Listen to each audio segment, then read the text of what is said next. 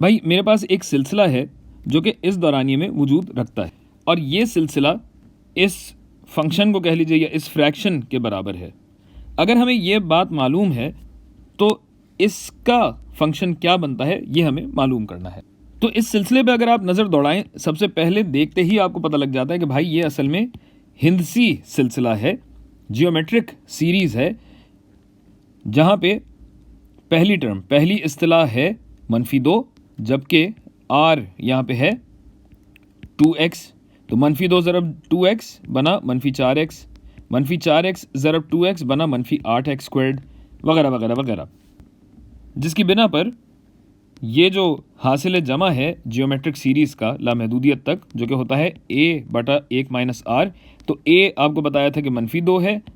r आपको बताया है कि 2x है, और ये हमारे पास -2/1 - 2x आ जाता है। तो अब इसे इस्तेमाल करते हुए हमें यहाँ पे फंक्शन निकालना है, जैसा मैंने आपको बताया था। तो अब अगर आप इस सिलसिले पे और इस सिलसिले पे गौर करें तो यहाँ क्या है,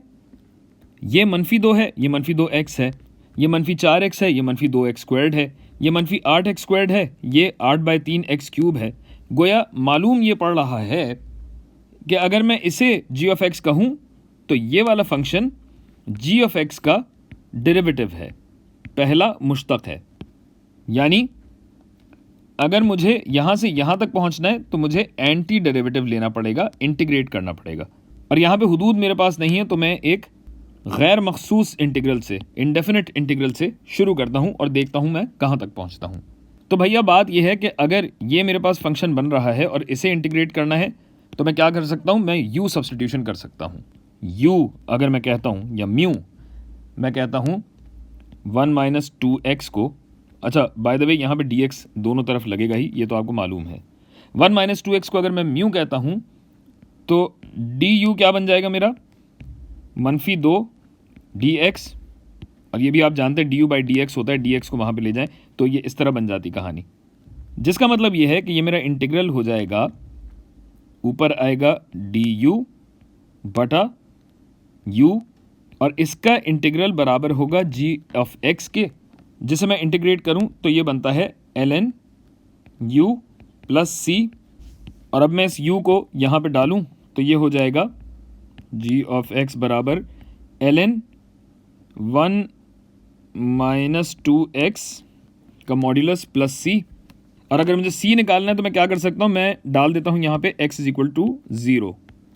तो ये क्या बन जाएगा भाई, g(0) बराबर है ln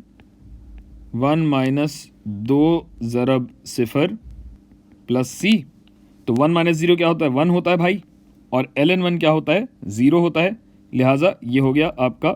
0। जबकि g(0) अगर आपको मालूम करना है तो जहाँ जहाँ आपको x नज़र आ रहा है वहाँ 0 डालिए, ये भी 0, ये भी 0, और हर टर्म में x है ही, तो ये पूरी चीज़ भी 0 हो जाती है, जिसका मतलब ये है कि मेरा c बराबर होगा 0 के। और इस तरह मेरा g(x) जो बनेगा, मेरा g(x) होगा ln mod 1 - 2x।